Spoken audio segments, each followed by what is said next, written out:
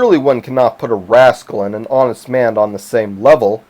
Now, no human being does that oftener than you, judges of morals. Yes, still more than that, you imprison as a criminal an honest man who speaks openly against the existing constitution, against the hallowed institutions, and you entrust portfolios and still more important things to a crafty rascal. So in praxi, you have nothing to reproach me with. But in theory, now there I do put both on the same level, as to opposite poles, to wit, both on the level of the moral law. Both have meaning only in the moral world, just as in the pre-Christian time a Jew who kept the law and one who broke it had meaning and significance only in respect to the Jewish law. Before Jesus Christ, on the contrary, the Pharisee was no more than the sinner and publican.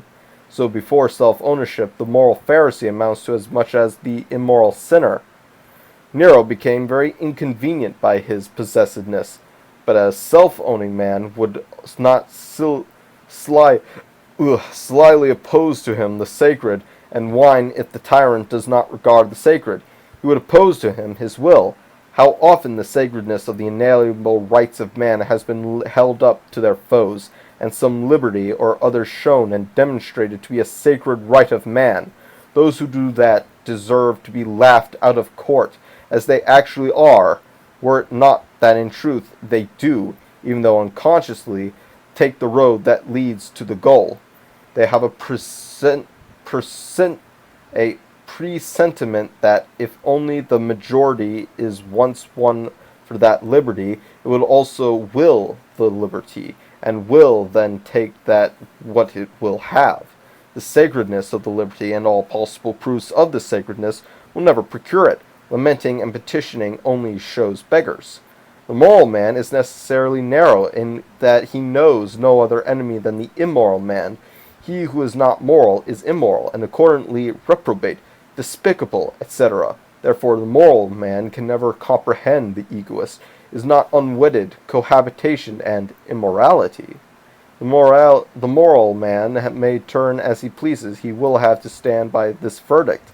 Amelia Galati gave up her life for this moral truth, and it is true, it is an immorality.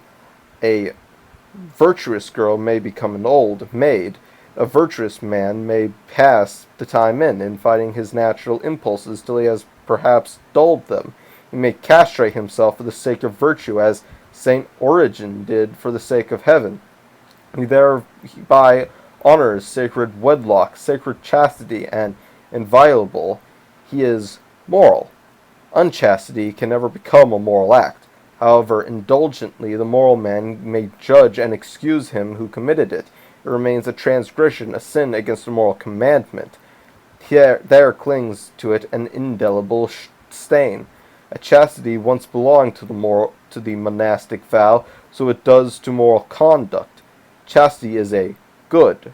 For the egoist, on the contrary, even chastity is not a good without which he could not get along. He cares nothing at all about it. What now follows from this for the judgment of the moral man? This, that he throws the egoist into the only class of men that he knows besides moral men, into that of the immoral. He cannot do otherwise. He must find the egoist immoral in everything in which the egoist disregards morality. If he did not find him so, then he would already have become an apostate from morality without confessing it to himself. He would already no longer be a truly moral man. One should not let himself be led astray by such phenomena, which are at the present day are certainly no longer to be classed as rare, but should reflect that he who yields any point of morality can as little be counted among the truly moral as Lessing was a pious Christian when, in the well-known parable, he compared the Christian religion, as well as the Mohammedan and Jewish, to a counterfeit ring. Often, people are already further than they venture to confess to themselves. For Socrates, because in culture he stood on the level of morality, it would not have been an immorality if he had been willing to follow Crito's seductive incitement and escape from the dungeon. To remain was the only moral thing, but it was solely because Socrates was a moral man. The unprincipled, sacrilegious men of the Revolution, on the contrary, had sworn fidelity to Louis XVI, and decreed his disposition, yes, his death, but the act was an immoral one, at which moral persons will be horrified to all eternity. Yet all this applies more or less only to civic morality, on which the freer look down with contempt. For it, like civism, its native ground in general, is still too little removed and free from the religious heaven, not to transplant the latter's law without criticism of further consideration to its domain, instead of producing independent doctrines of its own. Morality cuts a quite different figure when it arrives at the consciousness of its dignity, and raises its principle, the essence of man, or man, to be the only regulative power. Those who have worked their way through to such a decided consciousness break entirely with religion, whose God no longer finds any place alongside their man, and as they themselves scuttle the ship of state, so too they crumble away with that morality which flourishes only in the state, and logically have no right to use even its name any further.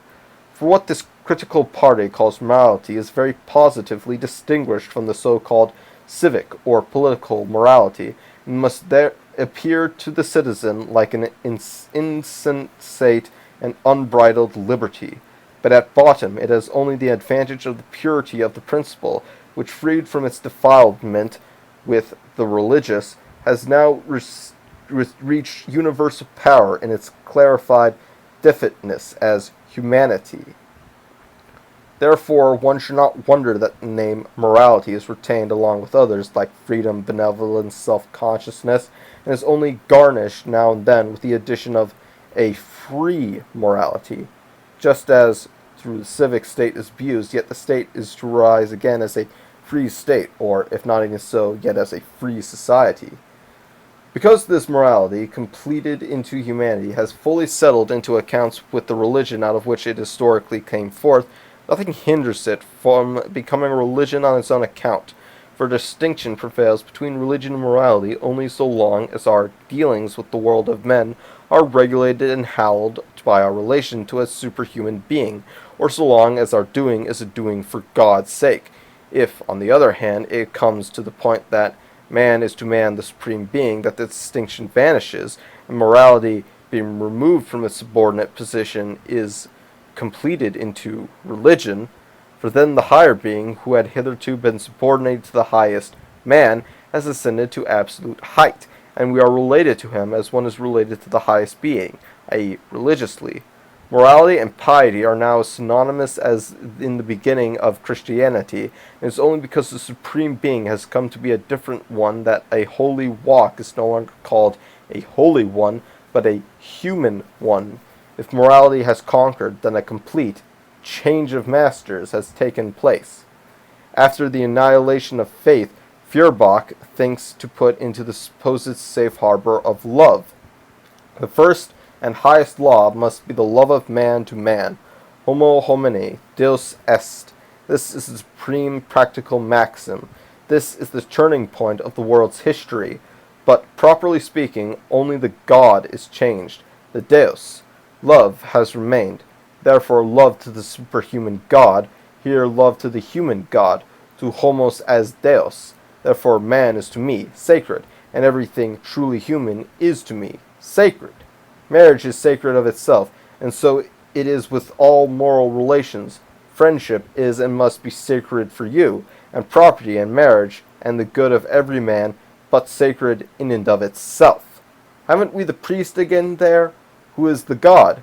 Man with a great M? What is the divine? The human? Then the predicate has indeed only been changed into the subject, and instead of the sentence, God is love, they say, love is divine. Instead of God has become man, man has become God, etc. It is nothing more or less than a new religion. All moral relations are ethical, are cultivated with a moral mind, only where of themselves, without religious consecration by the priest's blessing, they are counted religious. Feuerbach's proposition, theology is anthropology, means only religion must be ethics. Ethics alone is religion. Altogether, Feuerbach accomplishes only a transposition of subject and predicate, a giving of preference to the latter.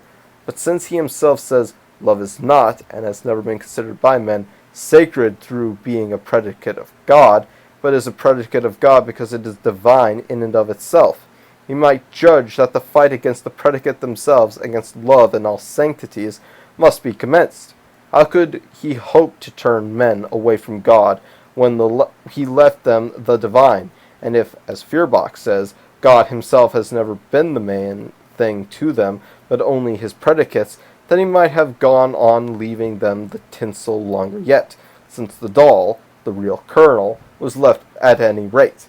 He recognizes, too, that with him it is only a matter of annihilating an illusion, he thinks, however, that the effect of illusion on men is downright ruinous, since even love in and of itself, the truest, most inward sentiment, becomes an obscure, illusory one through religiousness, since religion, love loves man, for only for God's sake, therefore loves man only apparently, but in truth, God only.